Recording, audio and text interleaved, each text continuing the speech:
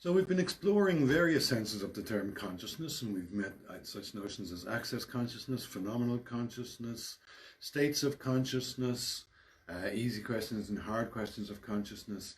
As you can see, there's a lot of concepts that sort of run together here, which are not clearly distinguished in our everyday language.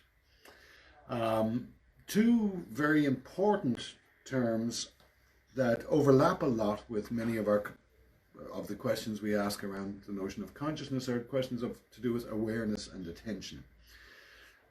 Neither of these means exactly the same thing as consciousness. Each of these words will mean different things in different contexts, depending on how one conceives of the person, the mind. Both words are freely used within psychology. And we're just going to have a little look at some of the important facets of these that make them relevant to the study of consciousness. So one perplexing observation that has often been made is that after damage to one half of the brain, for example after a stroke, some patients display a weird syndrome known as unilateral neglect, in which they seem to be incapable of paying attention to half of the visual field, even though other tests show that they see, in some sense, that half of the visual field. So shown on the slide there are some drawings done by patients exhibiting unilateral neglect, and you can see that the patient in trying to draw that clock has left out the left-hand side. The patient in trying to draw that house has left out most of the details of the left-hand side. This leads to some rather bizarre situations. So again, careful testing reveals that these patients are not entirely blind in half of the visual field. So you show them these fingers like this, and you say, how many fingers? And they say, I don't know, I can't see, I don't know. No, I can't see any fingers. And you say, well, guess. And they say 3. And you say, okay, well, guess how many fingers now? And they say, I can't see any fingers. And you say, well, guess. And they say 5. So they're getting it all right. So they, in some sense, can see. And this sort of unwillingness, it looks like an unwillingness. I wouldn't say it is an unwillingness, but it looks like an unwillingness to pay attention to one half of the visual field produces some rather grotesque, peculiar effects. One thing, you may find a patient who, for example, applies makeup to half of her face and not the other half, and fails to notice the bizarre visual appearance that produces. Or you give someone their dinner and you come back and half the plate has been eaten and the other half isn't, and you say, oh, you didn't feel like having your dinner? And they said, no, you didn't give me enough. So you rotate the plate and then they carry on eating. Very strange. So this tells us that seeing and visual attention have a peculiar relationship, and that it's not always easy to simply say someone does or does not see something.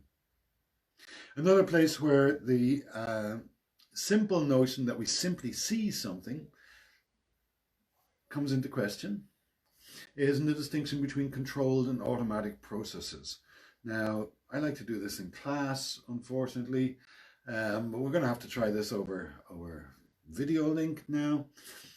We want to contrast controlled processes, which are the kind of processes that you have to pay attention to, that demand your awareness. And in demanding your awareness, they seem to, as it were, hog that spotlight of attention, consume attentional resources. And these, when you're doing something and paying attention to it, it's relatively slow, and one thing is done after another. So, for example, if you are a novice pianist and you're picking out a phrase that is unfamiliar to you on the piano, you take it one note at a time, and each note is clearly distinct from the second note. But after a lot of practice, that would become more automatic. And when a process is more automatic, then there's little or no effort involved, little or no awareness, little or no attention is necessary. And everything proceeds smoothly and quickly. So now I've practiced that phrase an awful lot. It's kind of in my fingers rather than in my head. I don't have to pay attention to it. And furthermore, it's produced more or less as a unit so that I don't have to think about the individual notes. I produce the phrase as a whole. This distinction between controlled processes and automatic processes is tied up with many of the themes we've explored, including the notion of learning, because when you learn a skill, basically, what you're doing is moving from a controlled process to an automatic process. I don't know if you can juggle 3 balls or 5 balls or something. It's effortful at first and takes a lot of practice, and then when you get there with practice, when the skill has been acquired, it switches from being a controlled process to being an automatic process. And entirely different sets of cognitive resources seem to be involved in automatic processes. Controlled processes occupy you. Automatic processes are simply done, and you can probably do several of them at the same time. Now, maybe you never practiced juggling, but you have practiced other skills, for sure. So you yourself have experienced this transition from controlled processes to automatic processes. And there's been a great deal of study of this learning procedure by which something changes from being relatively conscious to being relatively unconscious, being relatively controlled to being relatively automatic. So in class, if we were doing this in class, I would demonstrate this by asking you to read through this list of color names as quickly as possible. So if there's nobody around, do this at home. Will you do this out loud? Read from right to left across each line. From right to left, so I'm messing with you here. Read from right to left across each line. And it goes like this. Green, blue, yellow, red. Do it with me. Yellow, green, red, blue. Blue, red, green, yellow. Yay! We can all read words, okay? Now, we're going to do something very similar, which is to name the color of the ink in which the word is printed. So we're not going to read the words, we're just going to look at the color of the words.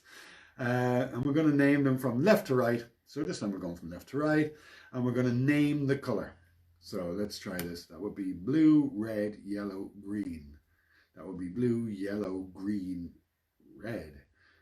Yellow, red, blue, green. Oh, it hurts my eyeballs to do this. I hope you experienced a similar sort of cognitive dissonance doing this. You can't really inhibit reading. Reading is a skill that you once didn't have, that you spent a lot of practice getting, and when you get it, you can't really turn it off anymore.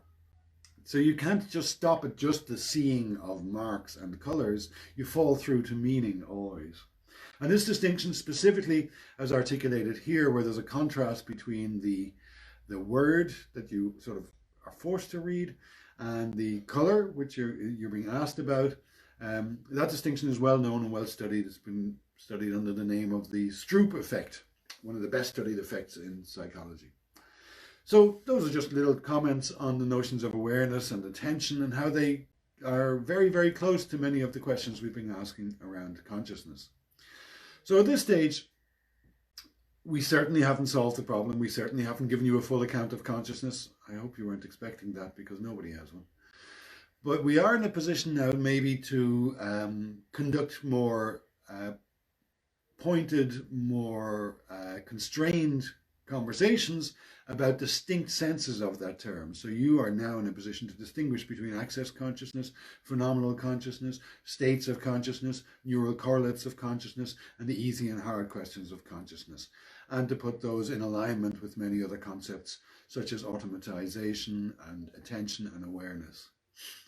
The story doesn't stop there, of course. We didn't do justice to this notion. That's not possible in the context of a course like this. It's not possible. I wouldn't know how to do justice to this concept. It has something to do with one's very important sense of being a person. It's an important topic to explore, but it leads us not only to various kinds of science, but many other questions. And I recommend continuing to wonder about consciousness and trying to tease these questions apart.